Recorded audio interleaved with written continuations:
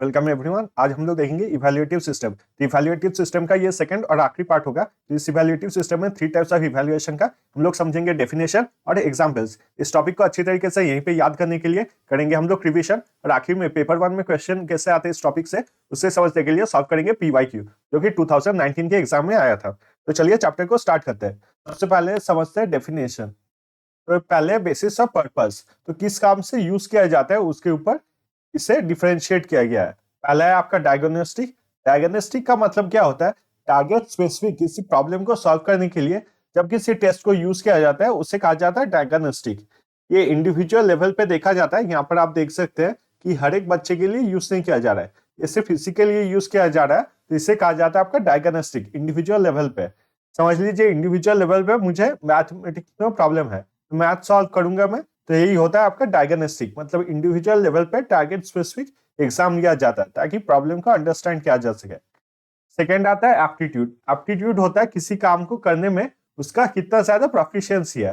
जैसे कि देखिए हम लोग जो एग्जाम दे रहे हैं नेट के लिए, हम लोग किसके लिए एग्जाम दे रहे हैं? ताकि हम लोग प्रोफेसर बन पाए, असिस्टेंट प्रोफेसर के लिए एलिजिबल हो पाए। तो इसके लिए हम लोग का क्या रहता है? टीचिंग एप्टीट्यूड देखा जाता है कि ये टीचर बन सकता है कि नहीं। रिसर्च एप्टीट्यूड के एग्जाम होता है ताकि हम लोग जो पढ़ने वाले वो मेनली रिसर्च करने वाले किसी भी टॉपिक पे, तो इन सब का एप्टीट्यूड देखा जाता है ताकि फ्यूचर में वो जो काम करने वाला है उसका एप्टीट्यूड या फिर उसका प्रोफिशिएंसी उसके पास है कि नहीं।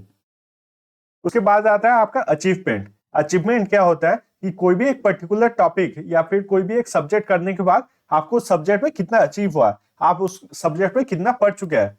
मान लीजिए आप पेपर वन के लिए 5 क्वेश्चन जो है, पेपर वन नहीं होगा यहाँ पर, एग्जाम्पल लेते हैं। मान लीजिए आप यूनिट 1, जो कि आपके टीचिंग एप्टीट्यूड के लिए आप पढ़ाई कर रहे हैं, तो 5 आपने क्वेश्चन लिए। इन 5 क्वेश्चन में से आपको 4 क्वेश्चन पता है। तो इससे आपको पता चला है कि आपको ये यूनिट 1 जो है कितने अच्छे तरीके से समझ में आया कि यहाँ पर 4 क्वेश्चन जो है आप आंसर दे पाए और एक क्वेश्चन जो है आप आंसर नहीं दे पाए। तो ये होता है आपका अचीवमेंट टेस्ट, कि कोई भी चीज आप कितने अच्छे तरीके से समझे उसका एक देखा जाता है। फिर आता है प्रोफिशिएंसी टेस्ट। प्रोफिशिएंसी टेस्ट क्या होता है? प्रोफिशिएंसी टेस्ट होता है ओवरऑल, जो हम लोग टर्म एंड में एग्जाम देते हैं या फिर आखिर में किसी कोर्स के एग्जाम देते हैं, उससे कहा जाता है आपका प्रोफिशिएंसी टेस्ट। मतलब आपका ओवरऑल पूरा देखा जाता है और इसके बेसिस के ऊपर आपको डिग्री या फिर सर्टिफिकेट, जैसे ग्रेजुएशन, पोस्ट ग्रेजुएशन, ये सब का डिग्री और सर्टिफिकेट मिलता है। तो ये है आपका प्रोफिशिएंसी एग्जाम।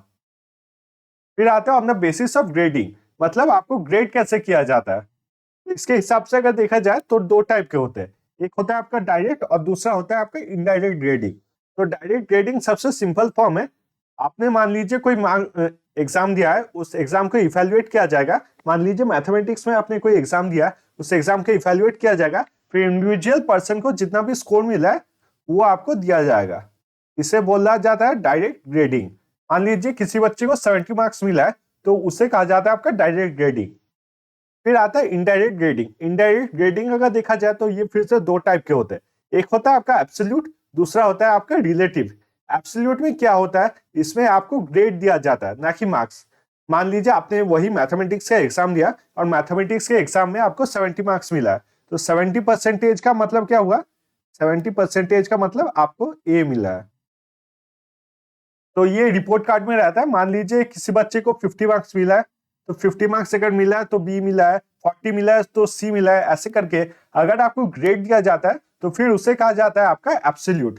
वैसे रिलेटिव क्या होता है? रिलेटिव, मान लीजिए किसी को मार्क्स मिला है क्लास में मान लीजिए 10 बच्चे हैं, उसमें से एक बच्चे को 70 मार्क्स मिला है और वही मार्क्स आपका हाईएस्ट है। मान लीजिए इस बच्चे को जो मार्क्स मिला है वो मार्क्स आपका हाईएस्ट है, मार्क्स उसका हाईएस्ट है, 10 बच्चों में से उसका मार्क्स हाईएस्ट है, तो उसके हिसाब से उसको रैंक दिया जाएगा। तो उसको रैंक क्या होगा?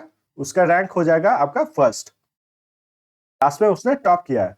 तो रिलेटिव का मतलब क्या होता है कि दूसरे बच्चों से, दूसरे लोगों से कंपेयर किया जाता है और उसी से उसका रैंकिंग दिया जाता है। आप लोग, हम लोग जो नेट एग्जाम देते हैं उसमें जो कट ऑफ सेट होता है वो भी आपका रिलेटिव ग्रेडिंग पे होता है, कि उस साल कितने बच्चों ने एग्जाम दिया, कैसा एग्जाम पैटर्न था, उसके हिसाब से कट ऑफ डिसाइड होता है, हर एक साल चेंज होता है। उसे कहा जाता है आपका रिलेटिव ग्रेडिंग। चलिए इसको फिर से एक बार समझते हैं। इनका कलर चेंज कर लेता हूँ।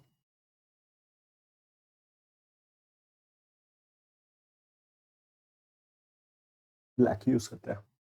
मान लीजिए ये बच्ची का नाम क्या है, ये बच्ची का नाम है आपका गीता।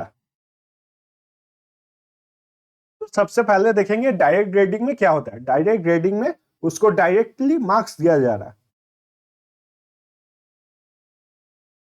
उसको जितना मार्क्स मिला है, यहाँ पर गीता को कितना मार्क्स मिला है, तो फिर उसको मार्क्स मिला है आपका 70।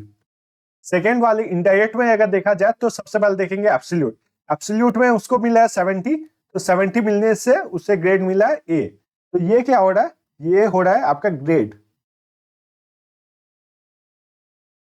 और 70 मार्क्स जो है वो क्लास में हाईएस्ट मार्क्स है, इसलिए उसका रैंक क्या हुआ है, फर्स्ट। तो रिलेटिव में हम लोग क्या कर रहे हैं, रिलेटिव में हम लोग दे रहे हैं रैंक। आई होप ये आपको अच्छे तरीके से क्लियर हो गया कि ग्रेडिंग के हिसाब से कैसे अलग किया जाता है। लास्ट में आता है कंप्यूटर बेस्ड टेस्टिंग। ये सबसे कॉमन है, मतलब यूजीसी नेट के एग्जाम में। तो इसका शॉर्ट फॉर्म अगर देखा जाए तो इसका शॉर्ट फॉर्म दिया जाता है, जो कि दिया जाता है एग्जाम में, CBT।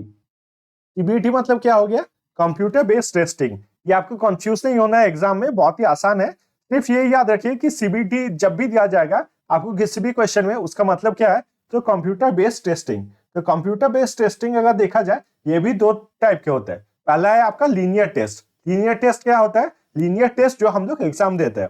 देखिए यूजीसी नेट के एग्जाम जब आप लोग देंगे, तब आपके सामने एक कंप्यूटर सिस्टम रखा जाएगा, उसमें पहले से क्वेश्चन दिया रहेगा और उस क्वेश्चंस को आपको सॉल्व करना है। जैसे आपको क्वेश्चन दिया रहेगा वैसे दूसरे स्टूडेंट को भी क्वेश्चन दिया रहता है। ये मतलब स्टूडेंट टू स्टूडेंट वेरी नहीं करता है। ऐसा नहीं हो सकता कि आपने अच्छा पढ़ा है तो आपको इजी मिल जाएगा और दूसरे को मतलब डिफिकल्ट मिल जाएगा, ऐसा नहीं होता है। क्वेश्चन पहले से सेट होते हैं, चाहे स्टूडेंट अच्छा हो या फिर बुरा हो, क्वेश्चन आपके सेम रहेंगे। यहीं पे इसका डिफरेंस आता है सेकेंड टाइप से, जिसका नाम है आपका एडाप्टिव टेस्ट। ये इसमें भी आप कंप्यूटर के थ्रू क्वेश्चन का आंसर देते हैं, पर इसमें क्या होता है, जो नॉलेज होता है स्टूडेंट का नॉलेज या फिर पार्टिसिपेंट का नॉलेज, उसके हिसाब से क्वेश्चन को डिफरेंट किया जाता है। जैसे कि मान लीजिए हम सभी ने केबीसी तो देखा ही होगा।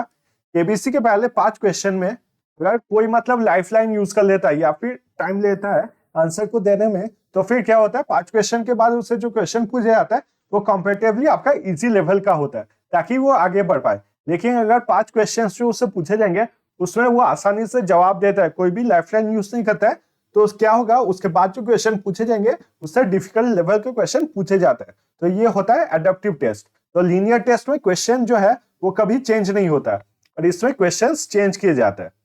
एडाप्टिव टेस्ट में आपके क्वेश्चन चेंज किए जाते हैं।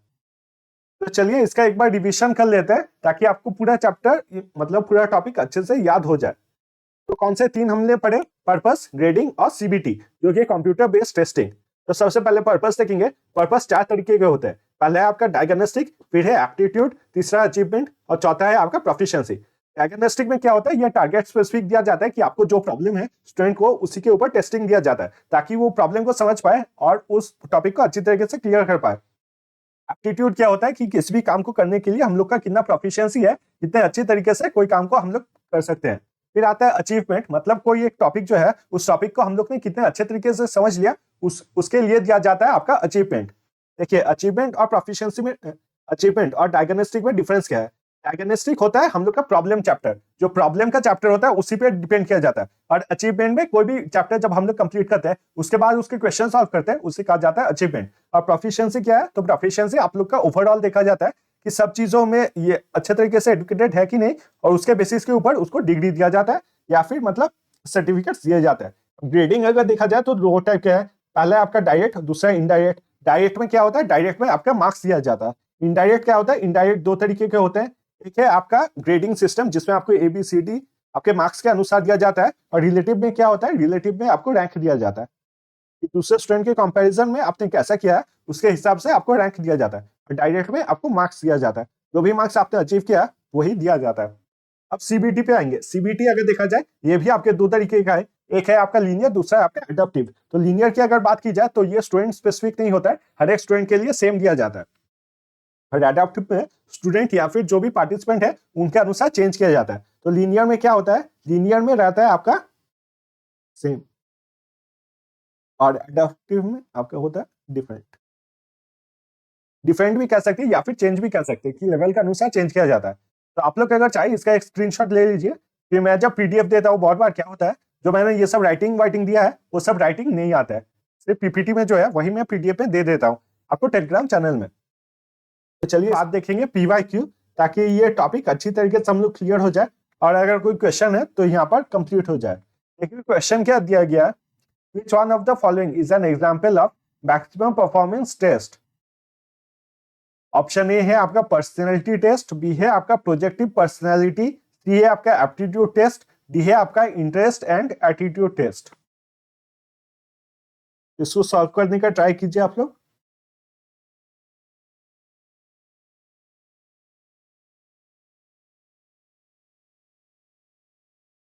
कीवर्ड मुझे लगता है आप सबको ही पता है कि मैक्सिमम परफॉर्मेंस टेस्ट।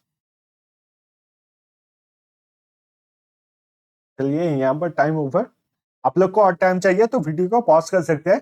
इसका सही आंसर अगर देखा जाए तो एप्टीट्यूड टेस्ट। किसी भी काम को करने के लिए आपका मैक्सिमम परफॉर्मेंस देखा जाता है कि आपका मैक्सिमम परफॉर्मेंस टेम्परमेंट उस काम के लिए है कि नहीं। जैसे कि हम लोग का जैसे है आपका टीचिंग एप्टीट्यूड, रिसर्च एप्टीट्यूड होता है। बैंक में आप देखेंगे तो मैथमेटिकल एप्टीट्यूड लिया जाता है, वो काफी इंपॉर्टेंट होता है। बहुत सारे जगहों में इंग्लिश एप्टीट्यूड लिया जाता है, तो ये डिफरेंट होता है। ये हम लोग का परफॉर्मेंस देखने के लिए कि उस जॉब के लिए हम लोग का मतलब एटीट्यूड सही है कि नहीं और हम लोग उस काम को सही तरीके से कर सकते हैं कि नहीं।